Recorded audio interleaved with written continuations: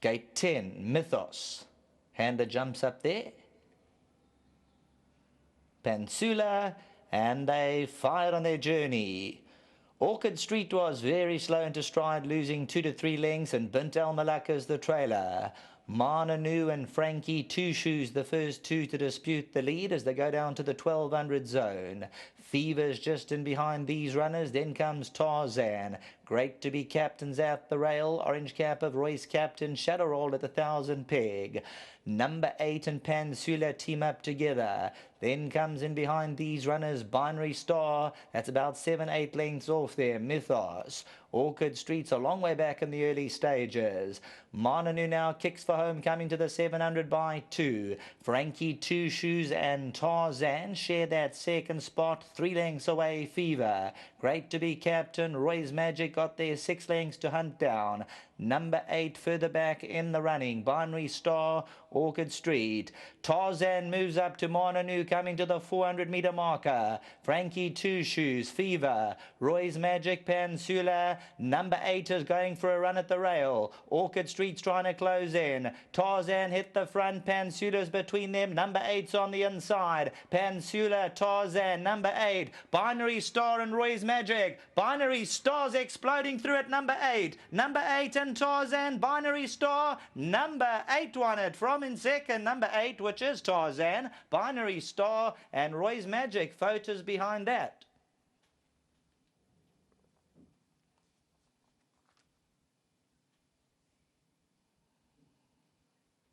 Well, number 3, number 8, Tarzan. So you worked that one out.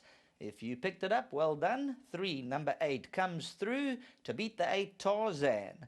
So 3 from the 8. Number 8 wins it. Tarzan second. Third spot, Binary Star. And then perhaps Pansula. Maybe Pansula just ahead of Roy's Magic. Mananu further back. Tarzan moved up very dangerously at the 300. Pansula and Mananu. Mananu between them. And number 8 now starts to power through. Binary Star comes from a long way back as they come to the last 100 meters. But it's number 8 from number 8, Tarzan, coming to the post. And then 11, Binary Star, back to the studio.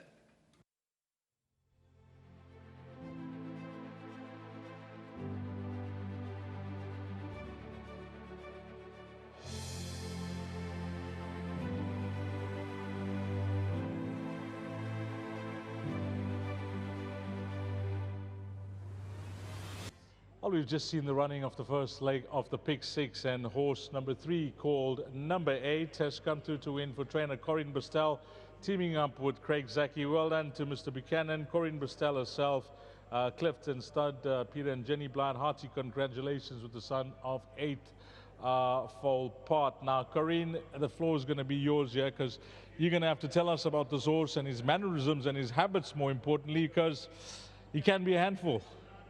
Yes, Deez, he's quite a quirky horse. You know, being an 8-foal path, he can be quite difficult. He's not too bad at home, but on race day, he's quite a handful.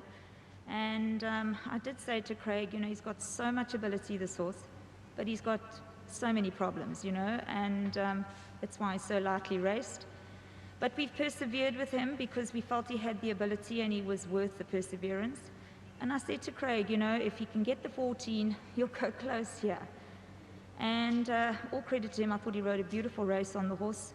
And I'm just so sad Georgie's not here, runs in Georgie's colours. She loves this horse.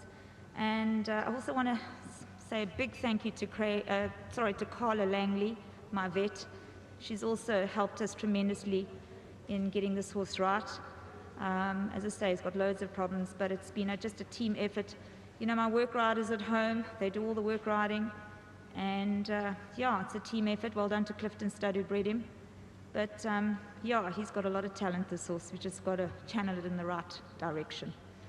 What was the turning point with him for today's performance? Anything in particular? No, you know, I think he ran 10 days ago, and funny enough, Atandiwe got off and he said, you know, he ran like a horse that's looking for a bit further.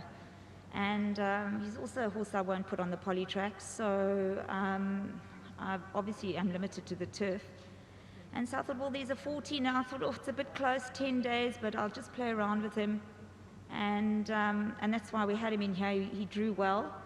And so I said, well, you know, we may as well take our chances. And so I think fortune favors the brave, and here we are.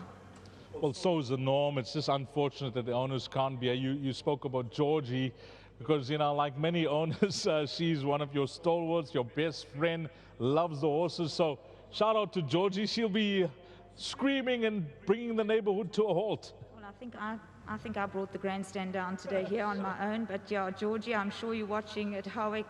Lots of love to you, and well, we really missed you today. Well, give her our best. Before you leave us, anything else from your side, Corinne? Dees, I've got a filly in the 9th. You know, she's, I think she can run close. She had a very poor draw last time and ran on, couldn't get any.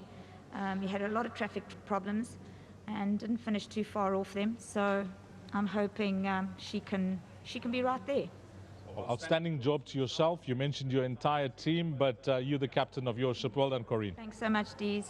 Fantastic, Corinne Bustel. Let's get Craig Zaki in. And yeah, Craig, I'm just looking at the form lines. You haven't partnered this horse before that.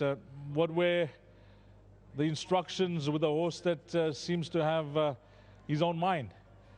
Look, these obviously I couldn't say much until now that I've actually gotten a leg aboard him, but I was lucky enough to have Atandiwe and Gareth Wright give me the heads up on him.